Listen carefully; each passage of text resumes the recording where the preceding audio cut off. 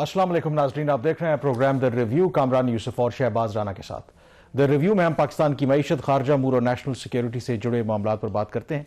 इस हफ्ते एक डेवलपमेंट हुई है और वो डेवलपमेंट ये है कि जो मुत्तहिदा अरब अमारात है उसने पाकिस्तान ने जो $2 अरब कर्जा वापस करना था, जिसकी मियाद पिछले माह पूरी हो गई थी, उसको रोल ओवर कर दिया है। लेकिन जो असल स्टोरी है वो ये है कि ये जो रोल ओवर किया गया है या मौका दिया गया है वो सिर्फ अभी 1 महीने के लिए दिया गया है। ये इसके पीछे क्या कहानी है और सबसे इंपॉर्टेंट बात कि ये क्यों ज़रूरी है। पाकिस्तान ऑब्वियसली $2 बिलियन अगर आप वैसे कहा जाए तो कोई बहुत बड़ी रकम नहीं है, लेकिन पाकिस्तान क्यों चाहता है कि जो UAE है वो इस कर्जे को मौखर कर दे और हमारा असल में इसके हवाले से मुतालबा क्या है। प्राइम मिनिस्टर शहबाज शरीफ ने भी हाल ही में जो हम अपने दोस्त मुल्कों से कर्जे लेते हैं उसके हवाले से भी एक बयान दिया था, उस पर भी बात करेंगे। फिर ओवरऑल ये क्या सारी कहानी है। बट सबसे पहले आई थिंक मोर इम्पोर्टेंटली कि आम तौर पर, और ये बात तो बिल्कुल अब मेरे ख्याल जानते हैं कि इस वक्त हमारे जो फॉरेन रिजर्व्स हैं उसमें जो सबसे बड़ा कंट्रीब्यूशन है 3 बड़े जो हमारे दोस्त मुल्क हैं उसमें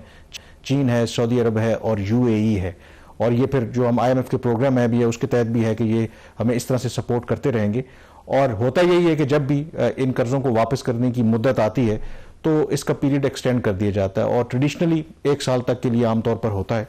इस केस के अंदर वाई UAE जो है हमारा ऑब्वियसली बड़े क्लोज रिलेशनशिप है, सिर्फ 1 महीने की हमें एक्सटेंशन मिली है। कामरान, अगर आप पिछले चंद हफ्तों का अहाता करें ना तो अभी तक की जो मेरे ख्याल में जो सबसे बड़ी इकोनॉमिक फ्रंट के ऊपर स्टोरी है वो यही है कि मुत्तहिदा अरब अमारात ने पाकिस्तान के ज़िम्मे जो कर्ज था जो पाकिस्तान ने UAE को वापस करना था $2.5 बिलियन टोटल है, जिसमें $2 अरब पिछले महीने मैच्योर हुआ, उसकी रीपेमेंट होनी थी। और एज यूजुअल हमारी जो कैलकुलेशंस थी IMF के साथ जो कमिटमेंट्स थी ये हमने वापस नहीं करना था और UAE ने इसको एज पर प्रैक्टिस हुकूमत की दरख्वास्त के ऊपर 1 साल के लिए उसको एक्सटेंड करना था, मिनिमम 1 साल के लिए एक्सटेंड करना था। 16 जनवरी और 22 जनवरी दोनों तारीखों को $1 अरब का जो कर्ज है वो मैच्योर हो गया।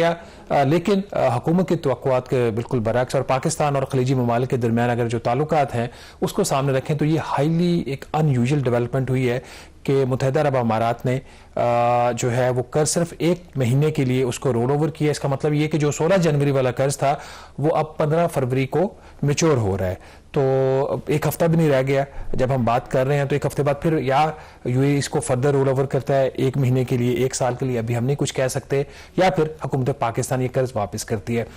हमने बड़ी डिटेल में इसके ऊपर प्रोग्राम किया था द रिव्यू में और हमने उस वक्त बताया था कि हुकूमत ने दरख्वास्त की है कि ये कर्ज जो है 2 साल के लिए इसको एक्सटेंड किया जाए और इसके ऊपर जो सूद है वो 6.5% है इस वक्त, उसको कम करके तकरीबन 3% की उन्होंने रिक्वेस्ट की थी। इसका जो खत था बाकायदा वो governor state bank of Pakistan ने UAE की गवर्नमेंट को उनका जो रेलेवेंट फंड है जिस फंड से पाकिस्तान को पैसे दिए गए थे उनको लिखा। बट जो हमें ज़राए ने बताया, जो इस हफ्ते फिर हमने एक्सप्रेस ट्रिब्यून में रिपोर्ट किया कि बजाय इसके कि 1 साल की या 2 साल की एक्सटेंशन होती और इंटरेस्ट रेट भी कम होता, UAE ने एग्जिस्टिंग इंटरेस्ट रेट्स के ऊपर 1 माह के लिए इस कर्ज को जो है वो एक्सटेंड किया। इसकी क्या वजूहात हैं, अभी इसके ऊपर जो हुकाम है, जो हमारे पॉलिसी मेकर्स हैं, governor state bank of Pakistan, वजीर ख़जाना, सेक्रेटरी ख़जाना, तमाम के तमाम लोग खामोश हैं। इवन सो मच सो कल जो senate standing committee on finance की मीटिंग हुई उसमें सेनेटर अब्दुल कादिर जो है उन्होंने ये सवाल किया वजीर ख़जाना से कि जी सेक्रेटरी ख़जाना से उन्होंने सवाल किया मीटिंग में और गवर्नर स्टेट बैंक से भी कि इसकी वजह है क्यों ये 1 महीने के लिए रोल ओवर किया गया है, क्या इसकी कोई सियासी वजूहात है, लेकिन आगे से उनको कोई जवाब इसका नहीं मिला। तो एक इसके अंदर हम सबसे पहले ये बात है कि हमें रोल ओवर करने की ज़रूरत है तो इसीलिए हम रिक्वेस्ट कर रहे हैं। अगर हमारे पास $2 बिलियन होते या $2 बिलियन हैं भी तो हम इस वक्त वापस करने की पोजीशन में नहीं है। तो क्या हम ये भी अस्यूम कर सकते हैं कि जैसे हम अभी जिक्र भी करेंगे कि जो भी बेशक अब आपके दोस्त मुल्क हैं अगर आपको वो कर्ज दे भी रहे हैं तो उसकी कुछ शराइत होती हैं, तो ये भी हम कंक्लूड कर सकते हैं कि शायद जो 16 जनवरी तक अभी तक हमारा कोई इस तरह का म्यूचुअली कोई मुआहदा या एग्रीमेंट तय नहीं हुआ या जिन शराइत के ऊपर इस कर्जे को UAE रोल ओवर करना चाहता है वो अभी तफसीलात तय नहीं हुई, तो इन द मीन वाइल उन्होंने कहा कि चलें ताकि एक गैर यकीनी किसी सूरत हाल ना हो तो इस 1 महीने के लिए रोल ओवर कर देते हैं। देखिए कामरान, इसमें को बहुत ज़्यादा अगर आप economic front pure financial context में बात करें तो कुछ ज़्यादा लंबी चौड़ी शराइत नहीं होती।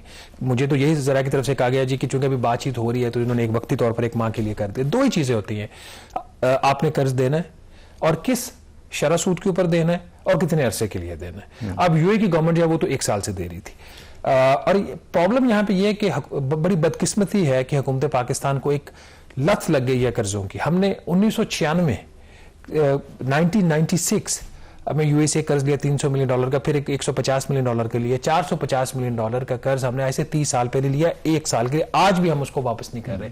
आज भी हम उसकी दरखास्त कर रहे हैं कि जी आप ये जो कर्ज है इसको फर्दर 2 साल के लिए एक्सटेंड कर दे। क्या हम पाकिस्तान इतना गया गुजरा मुल्क है कि $45 करोड़ भी वापस नहीं कर सकता? गिवन द फैक्ट आपके रिजर्व्स चलें कर्जों से लेकर ही बने, आज $16 अरब के आपके पास गैर मुल्की ज़र मुबादला के ज़खायर हैं। फिर उसके बाद स्टेट बैंक ऑफ पाकिस्तान ने पिछले साल में $8.5 अरब मार्केट से खरीदा। इस माली साल के पहले उन्होंने कुछ 4 माह में $2.5 अरब ऑलरेडी मार्केट से खरीद चुके हैं। तो ऐसी क्या मजबूरी है कि आप वापस नहीं करना चाहते? अब इसके ऊपर नाज़रीन ये जो यूएई का, सऊदी अरेबिया का, चाइना का, ये मिलाकर $12 अरब का जो कर्ज है ये पाकिस्तान के गैर मुल्की ज़र मुबादला के ज़खायर को इसका हिस्सा। इसके ऊपर हम कई दफ़ा इस पर लिख भी चुके हैं, बात भी कर चुके हैं। लेकिन जब आप ये कर्ज मांगते हैं, जो हमारे हुक्मरान है वो इसके बारे में क्या फील करते हैं और उन्होंने इसकी बातों ही बातों में वज़ीर आज़म पाकिस्तान ने क्या कह दिया, आइए जरा पहले वो सुनते हैं। पाकिस्तान क्या कह रहे थे कि कुछ ऐसी शराइत भी मानना पड़ सकती हैं जो कि पाकिस्तान नहीं मानना चाहता, लेकिन चूंकि मजबूरी है, कर्जे लिए हुए हैं, तो फिर उनकी शराइत मानना पड़ेगी। ये जो शराइत जिसकी तरफ वज़ीर आज़म पाकिस्तान गालिबन इशारा करें, ये कोई इकोनॉमिक और फिस्कल फाइनेंशियल मैटर से रिलेटेड कंडीशन नहीं होती, ये उससे हटकर शराइत होती। अपने पिछले प्रोग्राम में भी बात की थी कि ये जो वज़ीर आज़म की जो स्पीच थी बड़ी कैंडिड थी, and I like such prime minister जो बड़ी कैंडिड बात करते हैं ताकि खुल के बात सामने आते हैं। ये स्पीच रिफ्लेक्ट कर रही है और इसका आप टाइमिंग देखें, किस वक्त वो ये बात कर रही है। इन्हीं दिनों में ये बात कर रहे हैं जब हमारा ये कर्जे का एक मसला बना हुआ है। होपफुली ये रिजॉल्व हो जाएगा। पाकिस्तान और यूए के जो ताल्लुकात है वो आपको पता है बहुत ही आइडियल है पॉलिटिकल फ्रंट के ऊपर। अभी भी सदर पाकिस्तान जो है वो यूए के दौरे के ऊपर थे, इस हफ्ते अपनी फैमिली के साथ गए हुए थे, उनकी ओल्ड रिलेशनशिप है।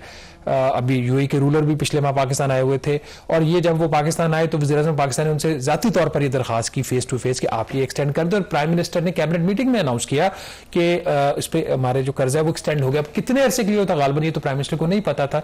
अब इसके अंदर अब जो की है कि ये जो डेवलपमेंट इस वक्त हुई है, क्या ये टेम्परेरी थी, इसमें कोई टाइम लैग का इशू आ रहा था, कुछ और चीज़, इसके ऊपर अभी सूरत हाल वाज़ेह नहीं है। और जो मेरे ख्याल में बियॉन्ड मतलब यूएई को भी आप छोड़ दें, देखें कोई भी जो मुल्क का आपने कहा ना इकोनॉमिक रीजंस होती हैं, वो तो कोई बाज़ाहिर ऐसा नज़र नहीं आ रहा। किसी बैंक से ले लें, किसी मुल्क से कर्जा लें, तो वो इकोनॉमिक जो वजूहात होती हैं, कितना आप इंटरेस्ट उस पर लेंगे, कितना देंगे इंटरेस्ट, ये चीज़ें तो होगी। लेकिन जब मुल्कों के दरमियान इस तरह की एक्सचेंज होती है, कोई आपको अगर कर्ज दे रहा है तो डेफिनेटली उसकी कुछ और रीजंस भी होती हैं, पॉलिटिकल ऑब्जेक्टिव्स भी होते हैं। जो मुल्क आपको दे रहा है उसमें कहीं ना कहीं एक एलिमेंट होता है कि बायलैटरल रिलेशनशिप भी आपके एक तो बेहतर होंगे, और फिर उनके जो भी माइंड में ऑब्जेक्टिव्स हैं कि जिस मुल्क को आप कर्ज दे रहे हैं तो उनकी एक्सपेक्टेशंस आपसे भी होती है कि उनको आप कहीं ना कहीं not just on the economic front पर बाकी जगहों के ऊपर भी उनको सपोर्ट करेंगे। तो मेरा ख्याल है कि यही सबसे बड़ा कर्ज भी होता है जब आप कर्जा लेते हैं ना, तो फिर वो कहते हैं ना जिस तरह एक स्ट्रेटेजिक ऑटोनॉमी होती है, फैसले करने में उस तरीके से आज़ाद नहीं होते। तो मुझे बाज़ाहिर लगता है कि ओवरऑल अगर आप देखें कि दुनिया में और रीजन के अंदर जो इस वक्त हालात चल रहे हैं, कोई किसी को पता नहीं क्या हो रहा है, नए अलायंसेस बन रहे हैं, इवन के जो पुराने जो दोस्त थे वो एडवर्सरीज बन रहे हैं, जो पुराने दुश्मन थे वो आपस में करीब आ रहे हैं।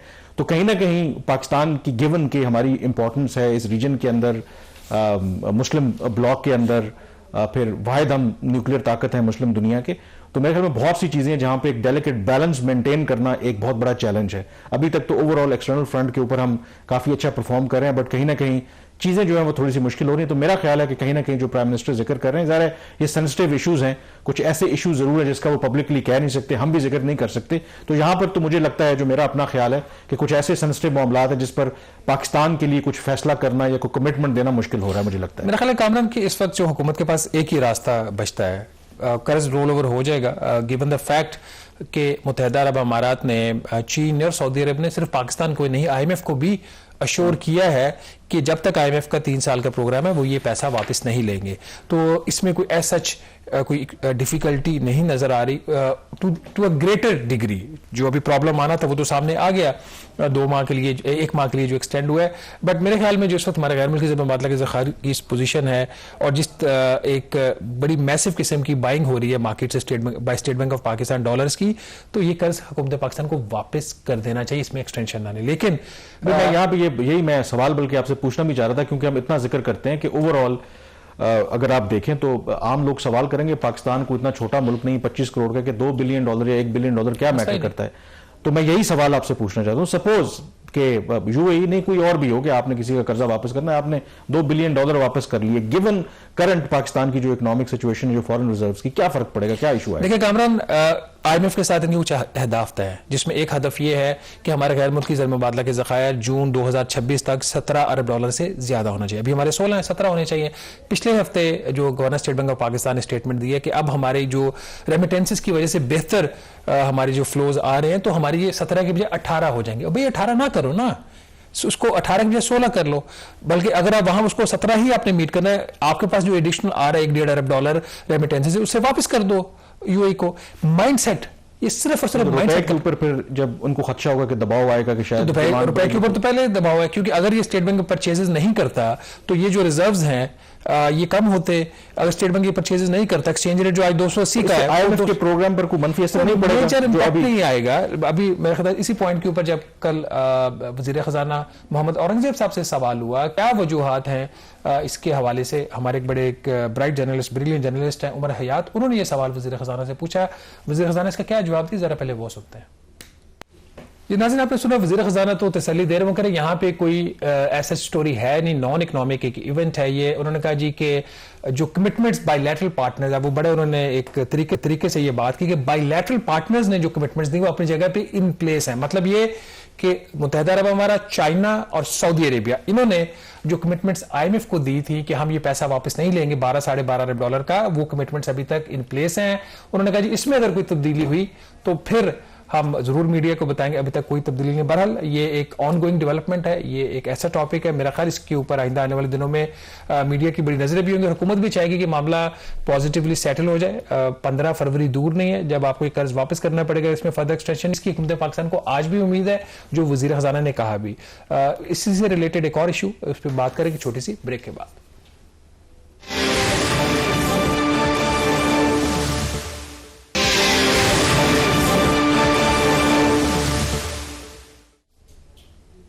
जी, ब्रेक के बाद एक दफा फिर आपको खुशामदीद कहते हैं। पार्लियामेंट का एक कानून है जिसके तहत हुकूमत को पाबंद किया जाता है कि जब वो कर्जे लेते हैं तो उस कर्जे की जो हद है, जो पाकिस्तान की ओवरऑल मईशत का साइज है उसके कितने बराबर होना चाहिए। टेक्निकली जो उसकी हद है वो 56% यानी कि हमारी GDP के मुताबिक होना चाहिए। लेकिन जो हुकूमत ने पार्लियामेंट के अंदर जो स्टेटमेंट जमा कराई है, तो पिछले माली साल जो हमारे जो कर्जे हैं वो उस हद से 17 खरब रुपए ज्यादा रहे हैं। अब ये शहबाज को हैरान कुन बात नहीं है, क्योंकि जब से ये कानून बना है नहीं याद पड़ता कि शायद कभी इसके ऊपर मनवान अमल हुआ हो। अमल होता भी नहीं है, कोई एक्शन भी नहीं लिया जाता, तो फिर इस ऐसे कानून का फायदा क्या है? कामरान 17 खरब नहीं है, ये 17,000 अरब रुपया ज्यादा है। तो बेसिकली ये कानून 2005 में बना था जनरल मुशर्रफ साहब के दौर में। उसका 17 ट्रिलियन क्या 17, ये तो एक तो आदादो शुमार जो है ना, ये 1 ट्रिलियन में 10 खरब होते हैं ना। हाँ, तो 170 खरब हो गए ना। 170 खरब है, 170 खरब हो गए। अच्छा, ये खैर उर्दू अखबारों में दोनों तरह छप रहा होता है, वो 17 भी छप रहा होता है, 170 भी छप रहा होता है। बुनियादी तौर पर ये कानून, तो करोड़ भी नहीं देखे तो आप तो करोड़ नहीं, आपकी वैल्यू करोड़ क्या होते हैं, मैं तो वो भी नहीं पता। आप करोड़ से ज्यादा है, 1 करोड़ की तो बड़ी इस्तेमाल कर रहे हैं। की बात FBR को कहता हूँ कि एक नोटिस आपको भी दे, आपके पास काफी असासे बन रहे हैं इन दिनों में वैसे। अच्छा, अब आ जाते हैं इस इशू के ऊपर। डेट पॉलिसी स्टेटमेंट, ये एक कानून की ही रिक्वायरमेंट है कि IMF कह रहा हूँ, हुकूमत ने पार्लियामेंट के अंदर 31 जनवरी तक डेट पॉलिसी स्टेटमेंट और फिस्कल पॉलिसी स्टेटमेंट जो है वो जमा करवानी होती है। फिस्कल की पॉलिसी के ऊपर हमने पिछले हफ्ते बात कर ली थी। डेट पॉलिसी स्टेटमेंट में बुनियादी तौर पर 3-4 बड़ी चीजें बतानी होती हैं कि कर्जों का हजम क्या रहा है, कर्जे क्यों बढ़े हैं, अगर बढ़े हैं तो क्या कानून की कोई वायलेशन हुई है या नहीं। तो वजीर खजाना और सेक्रेटरी खजाना दोनों पार्लियामेंट को सर्टिफाई करते हैं कि जो इन्फॉर्मेशन आपको दे रहे हैं ठीक है और उसकी वजूहात क्या है। इसमें एक बुनियादी फर्क जो हम पहले एक्सप्लेन कर रहे थे, अनलाइक इन दी अमेरिका के अंदर जब वो आपकी जो पार्लियामेंट ने या उनकी कांग्रेस ने एक लिमिट लगाई, जब वो ब्रीच होती है तो गवर्नमेंट रुक जाती है। जब तक जो अमेरिकन कांग्रेस है उसको रिलैक्स नहीं करती। पाकिस्तान में ऐसा नहीं है। पाकिस्तान में जो लिमिट लगाई गई है वो इन अ वे सिंबॉलिक और नोशनल ज्यादा है। अगर वो लिमिट ब्रीच भी हो जाती है तो किसी को फर्क नहीं पड़ता, किसी की कोई सजा नहीं है, कोई जजा नहीं है अगर उसको को बेहतर करता है। तो 2005 में कानून ये बनाया गया था कि पाकिस्तान के जिम्मे जो भी कर्ज होगा हुकूमत पाकिस्तान के जिम्मे, वो जो पाकिस्तान की जो इकॉनमी का जो साइज है, जिसमें जो भी वैल्यू गुड्स और सर्विसेज जो इकॉनमी प्रोड्यूस करती है उसके साइज के 60% से ज्यादा नहीं होना चाहिए। फिर ओवर पीरियड ऑफ टाइम इस कानून के साथ बहुत ज्यादा टिंकरिंग भी हुई। फिर ये किया गया कि ये लिमिट जो है ये चूंकि अचीव नहीं हो रही थी, तो पीएमएलएन की जो पहली गवर्नमेंट थी अभी 2013 वाली, उसने इसमें अमेंडमेंट्स की। उसने कहा जी कि ये तो भी हम नहीं कर सकते, अनरियलिस्टिक लॉ है, तो इसको अब रियलिस्टिक करते हैं, अभी इसको रिलैक्स कर देते हैं। 2018-19 के बाद इसमें जो लिमिट है जो मैक्सिमम, उसमें हर साल 0.5% फिर 0.75% जो है इसमें कमी करके, तो आज जो पिछला माली साल गुजरा है 2024-25 का, इसमें ये जो लिमिट थी वो 56% पे आ गई, जो आपने जिक्र भी किया। तो अगर आप 56% की लिमिट को सामने रखें तो वफाकी हुकूमत ने कोई 14,700 अरब रुपया गालबन उन्होंने जो लिमिट थी उससे ज्यादा उन्होंने जो है वो इस पे स्पेंड किया है। ये एक कहने को तो ये आपने कर लिया, हो गया, बट जो बुनियादी बात है 14,000 ये 17,000 17,000 14.7% उस जो उसकी परसेंटेज जीडीपी से ज्यादा था, वो 170 खरब रुपया ज्यादा। तो हमारी जो पिछले साल जो डेट टू जीडीपी रेशियो थी वो 70.7% होनी, ये 56% चाहिए थी। तो अब लिमिट तो ब्रीच होगी, अब किसी को कोई फर्क नहीं पड़ रहा। जो हम पहले प्रोग्राम के हिस्से में बात कर रहे थे ना कि हमारे ना हम इशू को अभी तक एक्नॉलेज नहीं कर पा रहे। इशू ये है कि पाकिस्तान का कर्ज मुसलसल डे बाय डे बढ़ता जा रहा है और ये अनसस्टेनेबल हो चुका है। आपके बजट का जो भी हुकूमत के महसूलात होते हैं और फिर उसके ऊपर जो एक बजट बनता है उसका आधा जो है, जो पिछले साल जो जब इंटरेस्ट रेट 22% थे, 60% तक बजट का इस चीज के ऊपर खर्च हो रहा था, सिर्फ कर्जों के ऊपर सूद की अदायगी। अब मैं क्यों कह रहा हूं गवर्नमेंट अभी भी नॉन सीरियस है। अब IMF का जो प्रोग्राम है उसके अंदर एक और शर्त यह है कि जो स्टेट बैंक ऑफ पाकिस्तान से प्रॉफिट होगा हुकूमत पाकिस्तान को, उस प्रॉफिट का आधा जो है वो प्रिंसिपल जो डेट है उसकी रिटायरमेंट में जाएगा और आधा वफाकी हुकूमत की आमदन का हिस्सा बनेगा। अब चूंकि IMF की शर्त है आपने डेट रिटायर करना है, तो वो जो हुकूमत ने IMF की शर्त के तहत पिछले दिनों डेट उन्होंने रिटायर किया, तो उसके बाद एक ट्वीट आ जाता है, ये स्टेटमेंट आ जाती है जी कि पाकिस्तान की तारीख में पहली दफा हमने वक्त से पहले कर्जा जो है वो वापस कर दिया। भाई वक्त से पहले कर्जा वापस किया तो नया कर्जा क्यों ले रहे हो? अगर आप इतनी आपकी हालत अच्छी हो गई है तो हर 15 दिन के बाद state bank of Pakistan market से बैंकों से क्यों कर्ज उठा रहा है हुकूमत पाकिस्तान के बिहाफ के ऊपर? तो we are not acknowledging the issue is getting worse day by day. और उसका नतीजा क्या है? वज़ीर-ए-आज़म पाकिस्तान पब्लिकली लाइव टीवी के ऊपर जाके कह रहे हैं कि हमें कितनी मुश्किलात हमें फेस करना पड़ रही हैं। हम बाहर से जब कर्जे मांगते हैं हमें उनकी वो शराइत भी मानना पड़ती हैं जो हम नहीं मानना चाहते, लेकिन जो ब्यूरोक्रेसी है, जो रेलेवेंट मिनिस्टर्स हैं, उनके कानों पे जू नहीं दिखती।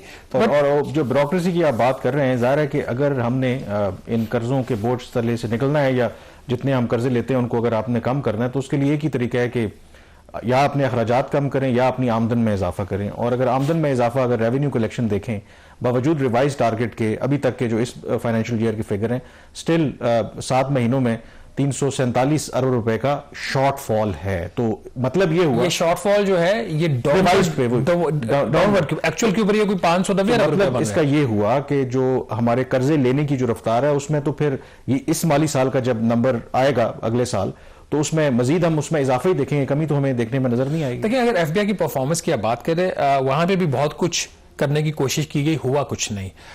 टैक्स के अहदाफ हासिल नहीं हो रहे। टैक्स ब्रॉडनिंग की जो कैंपेन थी वो गवर्नमेंट ने रोल बैक कर दी है।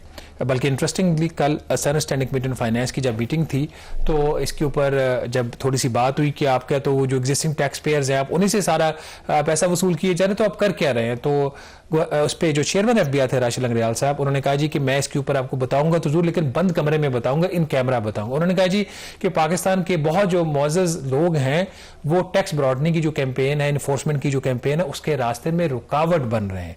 तो उनको, लेकिन ये इन्फॉर्मेशन को पब्लिकली वो नाम नहीं ले सकता। गवर्नमेंट ने लॉ अमेंड किया पार्लियामेंट के थ्रू कि जी आप गाड़ी नहीं खरीद सकते एक खास लिमिट से ज्यादा अगर आप अपना गोशवारा जमा नहीं करवाते। इवन अगर आपने गोशवारा जमा भी करवाया हुआ है तो आप जो है अगर उसके पास आपके पास वसाइल नहीं है तो आप गाड़ी नहीं खरीद सकते, घर नहीं खरीद सकते, प्लॉट नहीं खरीद सकते, बैंक अकाउंट नहीं रख सकते। क्या हुआ? कुछ भी नहीं हुआ, दबाव आया, सारी चीजें वापस हो गई। अब इस वक्त सूरत हाल ये है कि अब जो हम खुद इंफॉर्मेशन डिस्क्लोज कर रहे हैं बहुत सारी अथॉरिटीज़ को, आपने घर लिया, आपने खुद उसको डिस्क्लोज किया, आपको रजिस्टर किया, वो इन्फॉर्मेशन डेफिनेटली FBI लेता है जो प्रॉपर्टी रजिस्ट्रेशन या गाड़ियाँ की जो रजिस्ट्रेशन के डिपार्टमेंट उनसे, और लेके आपको वो एक टैक्स भेज देता है जी कि उन्होंने भेजे ये पिछले साल सितंबर में कि जी आपने ये एक फाइनेंशियल ट्रांजैक्शन की है, तो इसके ऊपर आप हमारे पास इन्फॉर्मेशन आ गया, तो आप अपना जो गोशवारा फाइल करेंगे इसमें इसको डिस्क्लोज करें। भाई मैं बता रहा हूँ आपको ऑलरेडी, अब मुझे क्यों नोटिस दे रहे हो, नजिंग वो टैक्स क्यों कर रहे हो मुझे? There was no need for that. कल बल्कि इंकिशाफ किया वजीर खजाना ने कि मुझे खुद एक नजिंग टेक्स्ट आया FBI की तरफ से कि आप अपना गोशवारा जब जमा करें तो आप जो है ना अपनी ट्रांजैक्शन को डिस्क्लोज करें। फाइनेंस मिनिस्टर ने ये तो नहीं उन्होंने बताया कि वो कौन सी ट्रांजैक्शन थी या कौन सी उन्होंने डेफिनेटली की ही होगी, बट उन्होंने कहा जी ये मुझे भी नोटिस है, और उन्होंने इस चीज़ को सपोर्ट किया। इस तरह की एक्टिविटी से आपके जो है वो आपके गोशवारे नहीं बढ़ते, आपकी टैक्स बेस नहीं बढ़ती। चेयरमैन FBI ने तो उस मीटिंग में ये बात जरूर कही कि हमने जो नजिंग टैक्स भेजे उसकी वजह से उन्होंने कहा जी कि हमारे जो गोशवारे थे उसमें 10 लाख का इजाफा हुआ। पिछले साल अक्टूबर में 50 लाख थे जो कि 60 लाख हो गए। बट अगर आप एंड ऑफ द डे जो रिजल्ट देखते हैं कामरान, जो टैक्स ईयर 2024 था उसमें जो टोटल गोशवारे जमा हुए 80 लाख हुए, और टैक्स ईयर 2025 बावजूद नजिंग नोट टैक्स मैसेजेस के और बहुत सारे जो मैयज लिए FBI ने 72 लाख गोशवारे जमा हुए। तो 8 लाख गोशवारे 2025 में 2024 के मुकाबले में कम जमा हुए हैं। तो कल्चर जो है, नीयत है, मैं किसी की नीयत पे शक नहीं करता, बट जो मौजूदा हालात हैं उसमें टैक्स बेस पर ऑर्डर नहीं हो रही, एग्जिस्टिंग टैक्स बेस के ऊपर बोझ पड़ रहा है, नए कर्जे लिए जा रहे हैं, और फिर हम विक्ट्री डिक्लेयर कर रहे हैं कि नहीं हमने बहुत अच्छा काम किया है। लोग इसको एक्नॉलेज नहीं कर रहे हैं, वक्त से पहले कर्जे वापस कर रहे हैं, ये नहीं बता रहे कि वक्त से पहले आप कर्जे कैसे वापस कर रहे हैं और क्यों कर रहे हैं। और मेरे ख्याल में इसीलिए जो अगर प्राइम मिनिस्टर ने खुल के पिछले हफ्ते तकरीर की थी जिसमें उन्होंने जो पाकिस्तान के मईशत में जो बाकी मसाइल हैं उनका जिक्र किया था, तो उसके हल के लिए भी ठीक है, नीयत पर हम कहते हैं कि शक नहीं करते, बट आई थिंक जो बिजनेस एज यूजुअल अप्रोच है वो फिर चलेगी नहीं, क्योंकि अगर आप इसको एक्नॉलेज कर रहे हैं और उसका फिर आपको पता है कि जो हमने आगाज किया था प्रोग्राम का इम्पैक्ट क्या पड़ता है, फिर आपके फैसलों के ऊपर इम्पैक्ट पड़ता है, यानी कि फिर जो एक्सटर्नल फैक्टर्स हैं वो आपके फैसलों के ऊपर असरअंदाज होते हैं, क्योंकि अगर आप खुद मुख्तार नहीं होंगे तो फिर आपके फैसलों में भी वो खुद मुख्तारी जो है वो झलकेगी नहीं। यहां पे ब्रेक लेंगे, ब्रेक के बाद जिक्र करेंगे एक और पाकिस्तान के फैसले का जिसकी वजह से क्रिकेट की दुनिया में इस वक्त भूचाल आया हुआ है। इंडिया जो है वो लिटरली जो है वो इस वक्त अगर आप उनके कमेंटेटर्स को सुने तो वो पता नहीं क्या कुछ कह रहे हैं, बट मोर इंपॉर्टेंटली इसकी क्रिकेट का जो फैसला है इसका सिर्फ स्पोर्ट्स से ताल्लुक नहीं है, बल्कि इस फैसले की एक जियो स्ट्रेटेजिक सिग्निफिकेंस भी है। तो इन दोनों एस्पेक्ट्स के ऊपर बात करेंगे, लेकिन इस ब्रेक के बाद।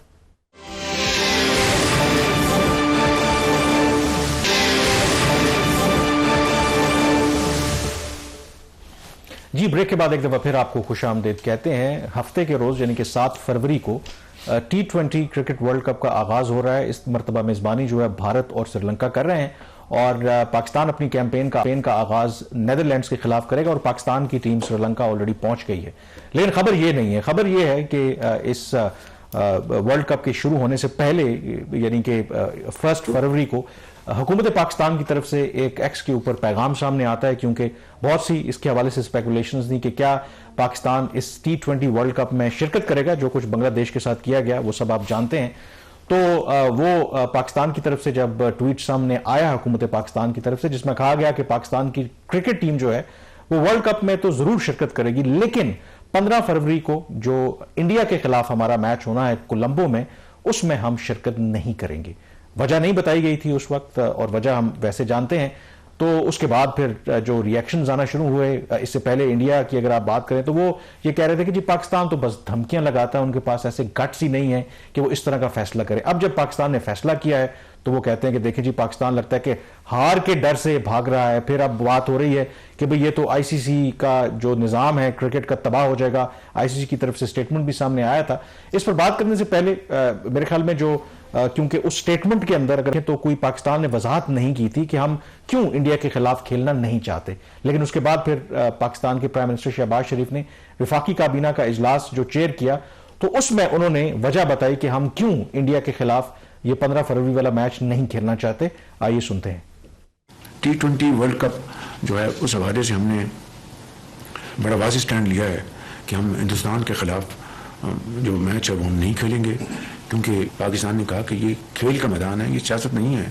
खेल के मैदान में सियासत बिल्कुल नहीं होनी चाहिए। हमने एक बड़ा सोच समझ के हमने स्टैंड लिया है और इस हवाले से हमें बांग्लादेश के साथ पूरी तरह खड़े होना चाहिए इंशाअल्लाह। जी, आपने प्राइम मिनिस्टर शहबाज शरीफ की बात सुनी। ये तो सारे आप जानते थे शहबाज के, क्लियरली उन्होंने कहा है क्योंकि बांग्लादेश को ज़ाहिर सिक्योरिटी कंसर्न्स थे, उनके एक प्लेयर को पहले आईपीएल की टीम से निकाला गया और फिर इस वक्त बांग्लादेश और भारत के ताल्लुकात की जो नौयत है, जेन्युइन उनके सिक्योरिटी कंसर्न्स थे और उन्होंने आईसीसी से रिक्वेस्ट की थी कि हमारे मैचेस आप मुंतकिल कर दें न्यूट्रल वेन्यू, यानी कि कोलंबो में।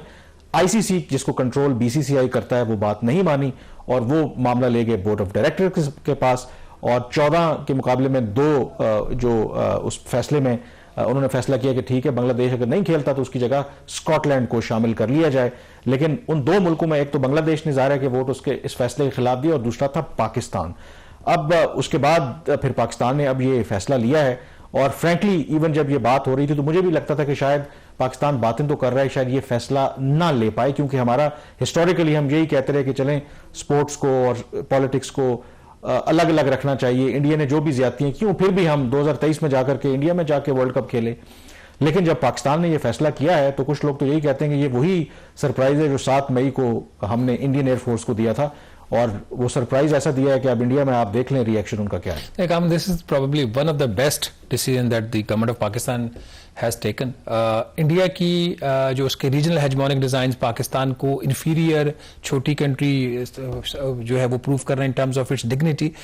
सॉवरन कंट्री सारी बराबर होते हैं, लेकिन जो इंडिया का रवैया था और पाकिस्तान का जो एक माजद ख्वाहाना रवैया माजी में रहा था, उसके बाद इंडिया की जो है ना, एक चीज अगर आप इंडिया की चूंकि फॉरेन पॉलिसी आप बहुत क्लोजली मॉनिटर करते हैं, कवर करते हैं, इंडिया को जब भी आगे से जवाब मिला इंडिया उसके बाद कुछ ठंडा होता है।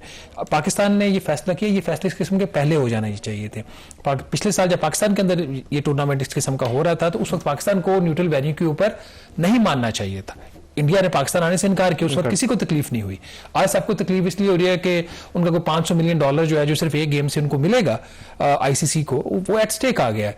तो अगर बांग्लादेश ने कहा था कि हमने जाके हमारे मैच श्रीलंका में करवा दिए जाए, हमने भारत नहीं जाना, तो अगर वही लॉजिक वही रीजनिंग जो इंडिया के पाकिस्तान ना आने के लिए अप्लाई की गई तो उसको सामने रखते हुए उसको श्रीलंका में मैच देते तो आज ये नौबत ना दिखना पड़ती। जो सबसे इंपॉर्टेंट बात है इसमें कि देखें अब पाकिस्तान ने क्योंकि लेट्स एक्सेप्ट द फैक्ट कि जो आईसीसी है उसे इंडियन क्रिकेट काउंसिल भी कहते हैं और लेट्स एक्सेप्ट द फैक्ट कि जो सबसे ज्यादा रेवेन्यू है क्योंकि इंडिया एक बहुत बड़ी मार्केट है, लेकिन जो आईसीसी के इवेंट्स होते हैं उसमें ये आप चीज जैसे शहबाज ने जिक्र किया कि एक के तो आईसीसी को $250 मिलियन मिलते हैं, ओवरऑल उसकी जो ब्रांड वैल्यू एक मैच की वो $500 मिलियन है और ये जो सारा पैसा आईसीसी इकट्ठा करता है फिर पूरे बोर्ड्स के अंदर उसके हिस्से के मुताबिक तकसीम करता है और अगर इंडिया पाकिस्तान का मैच नहीं होगा तो तमाम जो बोर्ड्स हैं वो हिट होंगे। और पाकिस्तान ने जो एक स्टांस लिया है प्रिंसिपल, अब ये नहीं कि पाकिस्तानी तो सपोर्ट कर ही रहे हैं, अब उसको आप देखें तो जो बाहर के क्रिकेटर्स हैं वो भी सपोर्ट कर रहे हैं। पहले मार्क बुचर जो इंग्लिश क्रिकेटर है साबिक, और कल फिर जो नासिर हुसैन है साबिक कप्तान है इंग्लैंड के, उन्होंने बड़ा खुलकर पाकिस्तान और बांग्लादेश के मौक़िफ़ की हिमायत की। आइए सुनते हैं उन्होंने क्या कहा। जी, नासिर हुसैन जो इंग्लैंड के साबिक क्रिकेटर हैं और उनके कप्तान हैं, मेरे ख्याल में उससे बेहतर वो तर्जुमानी नहीं कर सकते थे पाकिस्तान के मौक़िफ़ की कि जो बीसीसीआई और इंडिया कर रहा है क्रिकेट के साथ, तो किसी को तो ये खड़ा होना था और इवेंचुअली पाकिस्तान खड़ा हुआ है। अब देखते हैं कि इवेंचुअली क्या होता है। कुछ खबरें ये भी हैं कि शायद बैकडोर बातचीत हो भी रही है क्योंकि आईसीसी और इंडिया अफोर्ड नहीं कर सकता कि इंडिया और पाकिस्तान का मैच ना हो। अगर मैच नहीं होता तो उसके जो फाइनेंशियल लॉसेज हैं, जो ब्रॉडकास्टर्स हैं उनके लॉसेज हैं, उनको रिकवर नहीं किया जा सकता। So clearly the ball is in India's court. यहां पे ब्रेक लेंगे, ब्रेक के बाद जिक्र करेंगे ईरान और अमेरिका के दरमियान जो मुमकिन मुज़ाकरात से मुतालिक।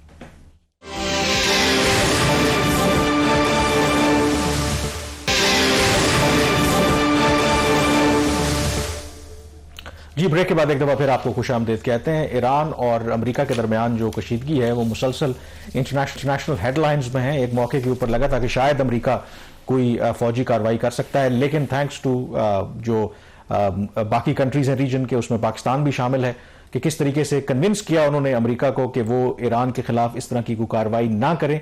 और on the other hand Iran को भी ये कहा कि वो थोड़ी फ्लेक्सिबिलिटी शो करें ताकि बातचीत का जो रास्ता है उसे खोला जा सके। इस हफ्ते जो सबसे इंपॉर्टेंट डेवलपमेंट थी कि बाकायदा तौर पर पहले ये खबर आई कि बराह रास्त मुज़ाकरात होंगे अमेरिका और जो ईरान के हुकाम हैं इस्तंबुल में, और उन मुज़ाकरात में ना सिर्फ बाकी जो रीजन की कंट्रीज हैं बल्कि पाकिस्तान को भी दावत दी गई। पाकिस्तान के दफ्तर खारजा के तर्जुमान ने बाकायदा तौर पर इसकी तस्दीक की, और जिससे ये बात साबित होती है कि पाकिस्तान उन ममालिक में शामिल था जो पसे पर्दा कई अरसे से कोशिश कर रहे थे और अभी भी कर रहे हैं कि ये जो टेंशन बढ़ती है अमेरिका और ईरान के दरमियान, इसको कम करवाया जा सके। लेकिन उसमें फिर एक ट्विस्ट ये सामने आया है शहबाज कि पहले तो ये इस्तंबुल में मुज़ाकरात फ्राइडे को यानी कि आज तय थे, लेकिन फिर ईरान जो है उसने कहा कि नहीं, ये मुज़ाकरात इस्तंबुल के बजाय ओमान में होने चाहिए। और ये वही पुराना जो फॉर्मेट है, आपको पता है कि जून में पिछले साल जब इसराइल ने हमला किया था ईरान के ऊपर, तो उससे पहले आपको पता है कि अमेरिका और ईरान के दरमियान थ्रू ओमान की मीडिएशन से बातचीत हो रही थी। तो जो ईरान का मौकफ था कि वो वही जो प्रोसेस है उसको कंटिन्यू करना चाहते हैं और उन्हीं को आगे लेके चलना चाहते हैं। तो लेट्स सी, क्योंकि अब इशू उसके अंदर ये है कि ईरान कहता है कि हम अपने नेशनल जो इंटरेस्ट है उस पर कॉम्प्रोमाइज नहीं करेंगे। ये जो मुज़ाकरात हैं सिर्फ और सिर्फ जो न्यूक्लियर वाला जो इशू है उस पर फोकस रहेंगे। ऑन दी अदर हैंड, अगर आप अमेरिका और ट्रंप को सुने, मार्को रूबियो की बात सुने, तो वो कहते हैं कि नहीं, हम ये चाहते हैं कि जो ईरान का बैलिस्टिक मिसाइल प्रोग्राम है उसकी जो रेंज है उसको कम करने से मुतालिक भी डिस्कशंस होंगी। तो लेट्स सी कि ये मुज़ाकरात ज़ाहिर है कि आज हो रहे हैं कि इसकी इवेंचुअली क्या आउटकम निकलती है। एक चीज जरा क्लैरिफाई कीजिएगा कि पहले इसका जो आपने कहा कि इस्तंबुल था इसका वेन्यू, और फिर इसमें मल्टीलैटरल मुज़ाकरात, इसमें पाकिस्तान, गालबन कतर और बाकी कुछ ममालिक थे जिन्होंने इसमें बहुत रोल प्ले किया ताकि टेंशन जो है वो ईज हों, उनके साथ ईरान बैठना नहीं चाहता। इसकी क्या वजह? जो वेन्यू तो चले आपने कहा जी कि उन्होंने चेंज कर दिया, वो पिछले वाले फॉर्मेट पे चले गए, बट वो ममालिक जो जेन्युइनली चाहते हैं, जिसमें पाकिस्तान खासतौर पर शामिल है और टर्की शामिल है, कि ये चीज़ें ज़्यादा एस्केलेट ना हो, ख़राब ना, उनको ईरान ने क्यों आउट किया है इस चीज़ से? देखें, ईरान का बेशक ये जो बाकी ममालिक हैं अभी इस मौके के ऊपर तो ईरान का साथ दे रहे हैं, बट ईरान के ये भी एक फैक्टर है कि रीजन के ममालिक के साथ भी एक हिस्टोरिकली इश्यूज रहे हैं। तो शायद उनको ये लगता है कि जो पुराना एक फॉर्मेट था कि अभी उसी के तरीके तहत हम चलें। तो मे बी दे थिंक कि शायद अगर मल्टीलैटरल लेवल पर और इतने कंट्रीज शामिल होंगे तो शायद उनके ऊपर दबाव ज्यादा आ सकता है कि जो कुछ चीजों के ऊपर जो अपने बात वो मनवाना चाहते हैं। तो ये भी फैक्टर्स हो सकते हैं। कामरान, अगर ईरान को अमेरिका बुली करता है, जो वो करेगा, तो उसमें तो बेहतर नहीं था कि अगर बहुत दूसरे ममालिक भी हैं तो वो रैशनैलिटी के जो चांसेस है वो बढ़ जाते हैं, बजाय कि एक बायलैटरल जो है वो हो। ये तो इट्स अ केस डेडलॉक आने के ज्यादा उसमें चांसेस। ये तो एक पर्सपेक्टिव है, बट अभी क्योंकि जाहिर है कि ये बिल्कुल एक इनिशियल स्टेजेस हैं, लेट्स, क्योंकि जब एक मौके के ऊपर जब इस्तंबुल टॉक्स पे जाने से इनकार किया था ईरान ने, तो ये खबरें आई थी कि अमेरिका ने फैसला कर लिया कि हम अब विड्रॉ कर ले हैं। और यहां तक जो अमेरिकी सदर ट्रंप है उन्होंने ये भी धमकी दी थी कि जो ईरान के सुप्रीम लीडर हैं उनको परेशान होना चाहिए, यानी कि वो इनडायरेक्टली धमकी लगा रहे थे कि शायद उनको वो निशाना बना सकते हैं। लेकिन उसके बाद जो मेरी भी इतलात हैं, पाकिस्तान समेत बाकी मुल्कों ने एक दफा फिर कोशिश की, अमेरिका को समझाया, ईरान के पास भी वो गए कि जो मुज़ाकरात जो अब तय हैं हो जाने चाहिए, बेशक इस्तंबुल के नहीं होते तो ओमान मस्कत में हो जाएं, उस पर भी कोई एतराज नहीं है।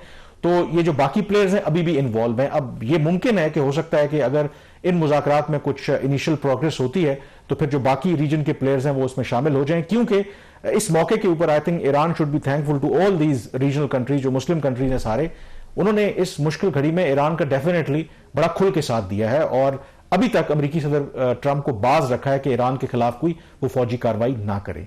प्रोग्राम द रिव्यू से इतना ही। कामरान यूसुफ और शहबाज राना को इजाजत दीजिए। अल्लाह हाफिज।